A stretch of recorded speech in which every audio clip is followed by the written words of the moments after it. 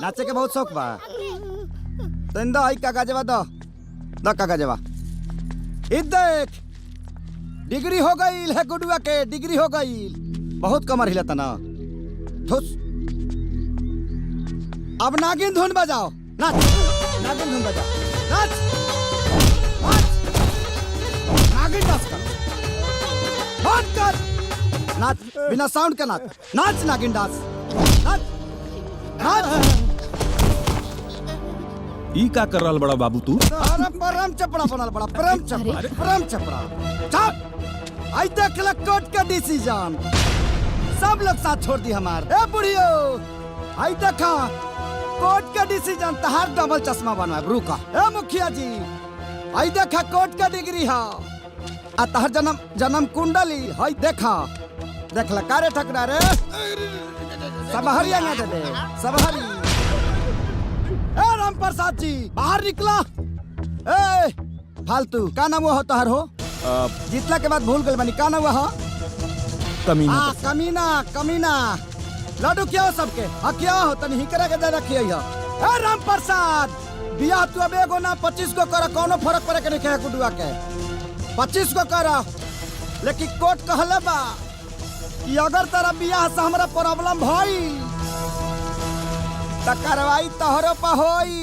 ए बुढ़ियो तू सब तू ही बिगड़ले बड़ू काम सब। ए राम प्रसाद जी बाहर निकला, निकला बाहर। अब गुडुआ के हके ना जमींदारी हो गई बे जी गुडुआ के। भैया अरे भैया कमान भैया चुप। ड्राइवर खाने मुंह लेके आइल बड़े है जी। का हो राम प्रसाद जी? का हो लुका के बैठल बड़ो? लाज लागत मुंह देखा में अब हरिया में। ए वकील हने आवा हने आवा।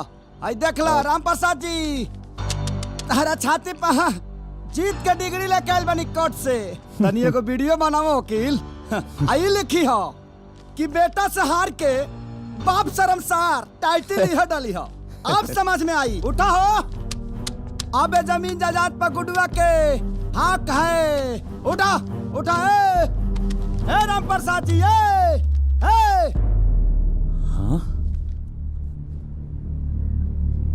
भाऊजी भाऊजी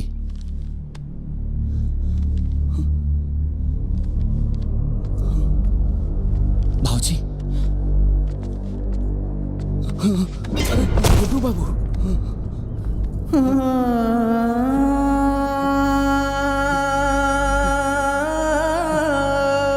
बाबू ए हमार बाबू बाबू बाबू का रे गुडुआ आखिर ते हमरा बेटा के खाइए गईले। अरे बाबू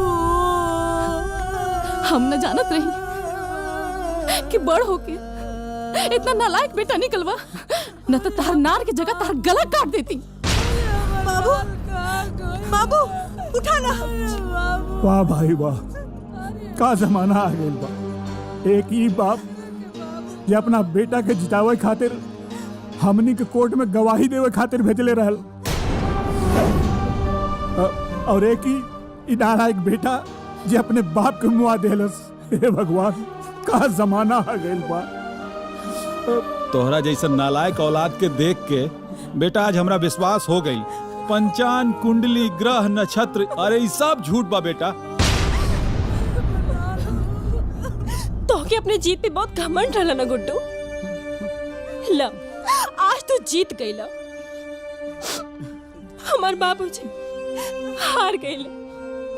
वो हमेशा हमेशा खाते।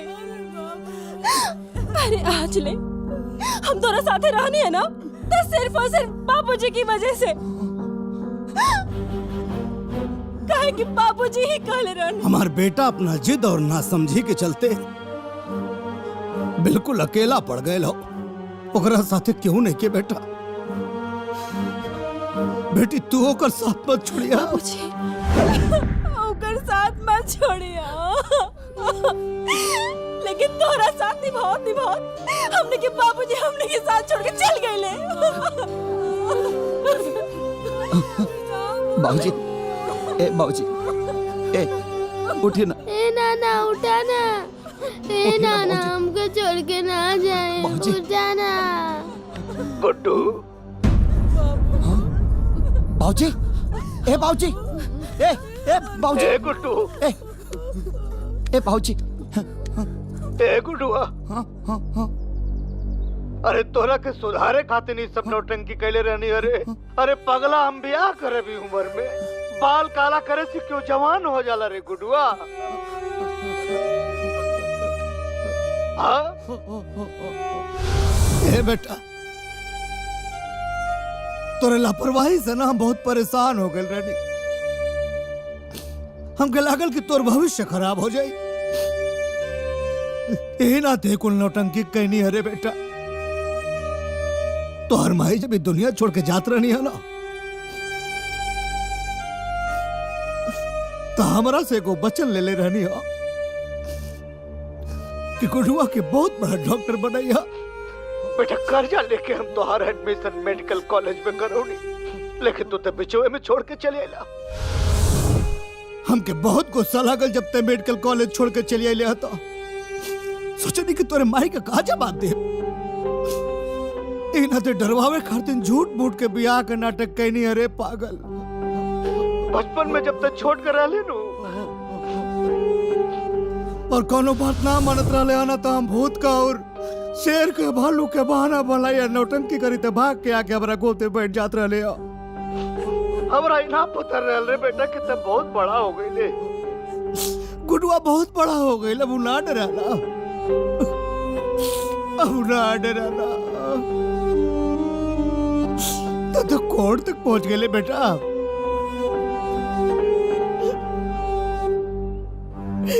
तो कोर्ट तक पहुंच गए रे। यो ना सोचले कि जमाना का कहीं हम तो अपना नौटंकी में फंस गए रे बेटा। अपराध हो गई रे बेटा, हम अपना नौटंकी में फंस गए नी। हमसे गलती हो गई रे गुडुआ। एक बेर लौटा रे बेटा। अरे पगला, तो के सुधारे के तरीका गलत हो सकेला, लेकिन हमारा नियत में कोनो खोट नहीं के। ए गुडुआ, हम थोड़ा बड़ा प्यार करिल रे।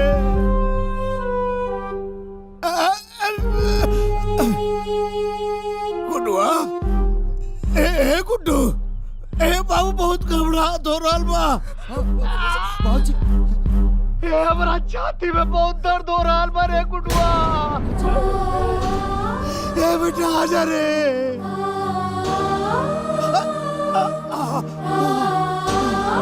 ना भगवान, ना प्रभु, ऐसा मत करिया। हमारा लड़का के आ जाए तो बाबा। हे भोले बाबा, ए गुड्डू, गुड्डू रे। बाबूजी, गुड्डू, ए बेटा, हमार गुडुआ, ए गुड्डू, गुड्डू आ गई। हमार गुड्डू आ गई। गुड्डू, गुड्डू, गुड्डू, गुड्डू, गुडुआ रे।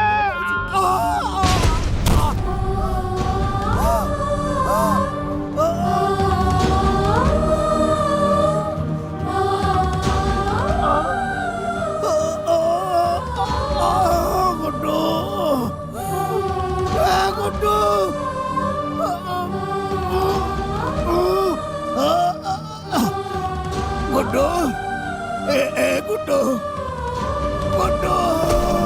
बाबूजी, बाबूजी, ए कोई देखना। ए बाबूजी, बाबूजी, बाबूजी, हमके काहे ना पहले बताओ नहीं बाबूजी। ए बाबूजी काहे ना बताने बाबूजी। बाबूजी हमार बाबूजी उठिए ना बाबूजी। ए बाबूजी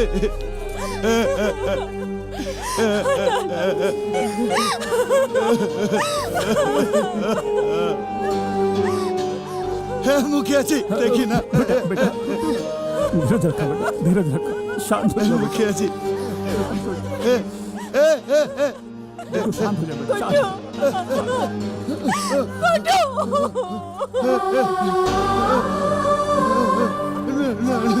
हम न जानत रही कि बड़ होके इतना नालायक बेटा निकलवा, न तो तार नार की जगह तार गला काट देती। बाबूजी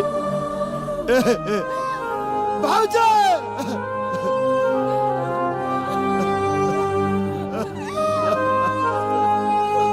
बाबूजी बाबूजी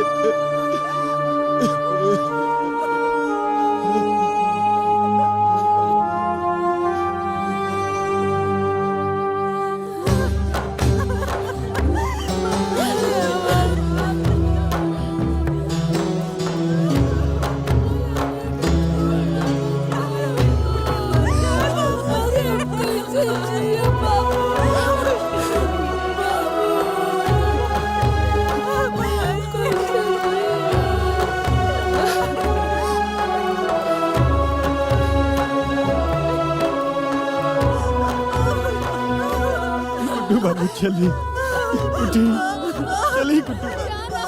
गुड्डू देखना बाबूजी के देखना।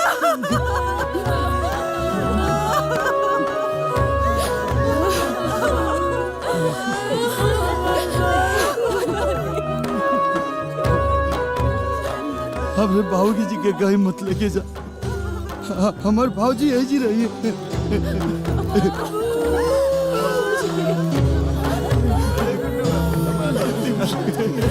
हमके माफ कर दे बाबूजी। ए बाबूजी वाली गुड्डू बाबू उठी उठी गुड्डू बाबू। ए हटना हमके दूर मत करो बाबूजी से दूर मत करो।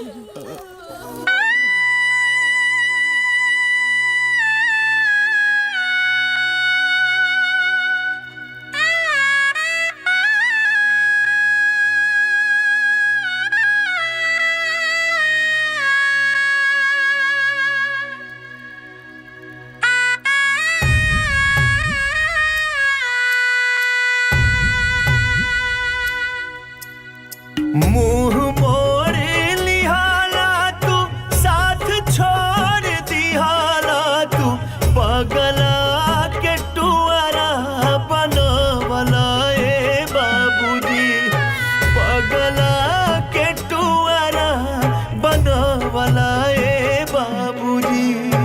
अचरा छोड़ाई लिहाली देई के जन्म माई, फर्ज माई बाप के निभावला ए बाबूजी, फर्ज माई बाप के निभावला ए बाबूजी।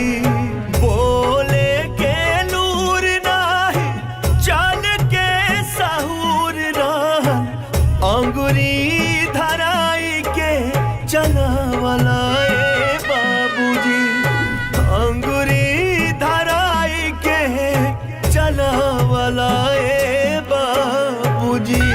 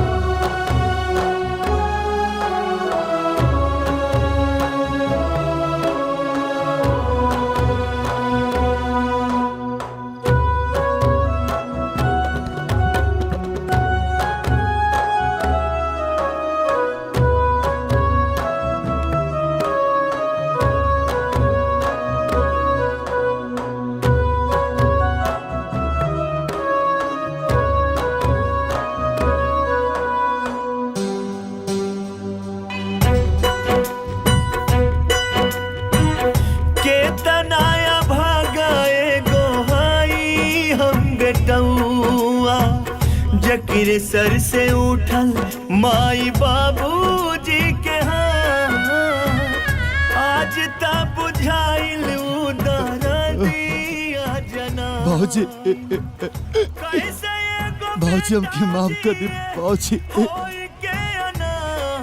बाबूजी आँखिया के खोला कुछ मुहावा से बोला, उठा उठा बाबू सुतिहा होई फेरू ना।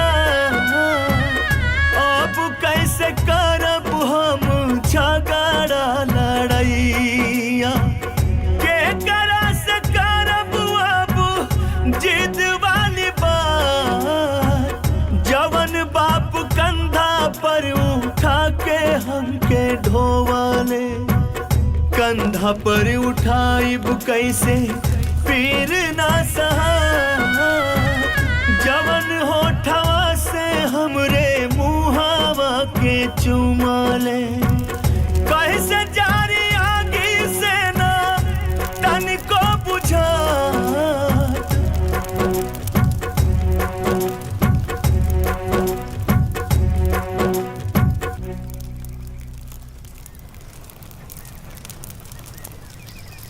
आज हमरा समझ में आई कि माई बाबू ऊ अनमोल संपत्ति होला जौना के बराबरी दुनिया के कौनो दौलत संपत्ति नहीं के कर सकत। हम तो अपना नासमझी के सजा पा लेनी, लेकिन तू लो ऐसा मत करिया।